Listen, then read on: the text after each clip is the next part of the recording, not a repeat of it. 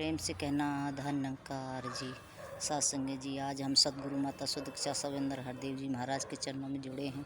बड़ी कृपा है इनकी कृपा से आज सत्संगत हमें इस निरंकार प्रभु परमात्मा को अंग संग देख करके इसको सत्संगत जान करके हम भक्ति करते हैं।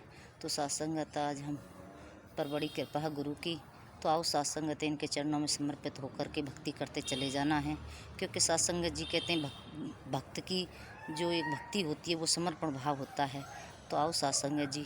एक बार सत्संगत एक भक्त भक्ति कर रहा था कहीं पहाड़ पर जंगल में। तो सत्संगत 50 वर्ष उसको भक्ति करते करते हुई।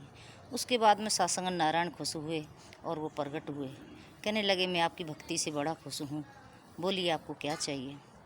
तो सत्संगत उसे थोड़ा अहम आ गया और अहम के साथ मांगने लगा कि कृपा करो आप मेरी भक्ति का हिसाब दे दो।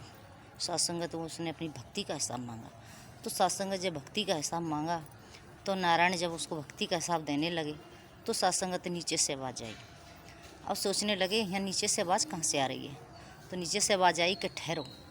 तो सत्संगत जी कहने लगे कि आप कौन हो, कि मैं पहाड़ हूँ, कि आप क्यों रोक रहे हो, कि इस महात्मा ने मेरे ऊपर बैठ कर के इतने बरसों भक्ति की है और ये अपनी भक्ति का हिसाब मांग रहा है, तो मुझे भी अपना हिसाब सही चाहिए।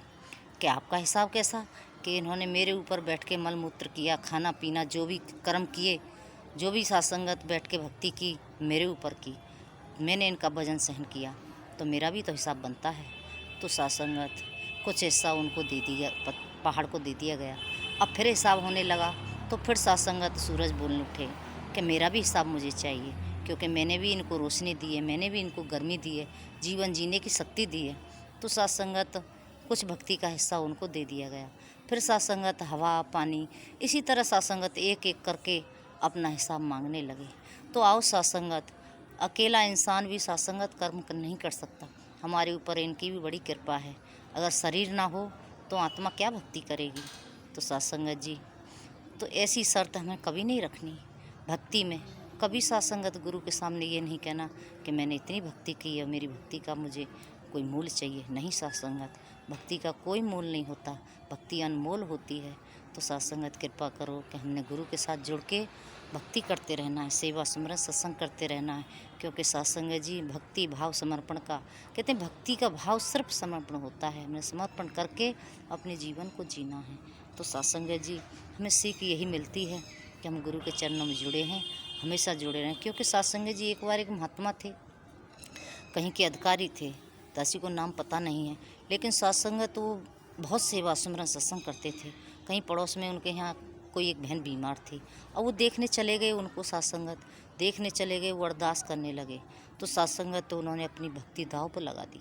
उन्होंने कहा गुरु कृपा कर ये बहन ठीक हो जाए, ये ठीक हो जाए, नहीं हुई तो मैं सत्संग आना छोड़ दूँगा। सत्संगत जी अब वो बहन तो ब्रह्मलीन हो गई, अब महात्मा ने सत्संग छोड़ दिया। सत्संगत जी नुकसान किसका हुआ, नुकसान हुआ तो उस महात्मा का हुआ, क्योंकि उस बहन का तो जीवन पूरा हो चुका था। जिसका जीवन पूरा हो गया सत्संगत तो उसको कोई नहीं बढ़ा सकता। तो हमने कभी भी ऐसा कोई कर्म नहीं करना जिससे कि हमारी भक्ति दाव पर लगे। सत्संगत हमने अपनी भक्ति को हमेशा बचा के रखना है। जो करना है निरंकार ने करना है, इस निरंकार के ऊपर छोड़ना है कि सदगुरु सच्चा साहेब जो तुम्हें अच्छा लगे वो आप करो। क्योंकि सत्संगत जी हम कुछ भी नहीं कर सकते। तो आओ कृपा करो सत्संगत जी, हमने अपनी भक्ति को हमेशा समर्पण भाव से जीते हुए चले जाना है और कभी ऐसी कोई गलती नहीं करनी जिससे कि सत्संगत हमारी भक्ति दाव पर लग जाए। प्रेम से कहना धन निरंकार जी।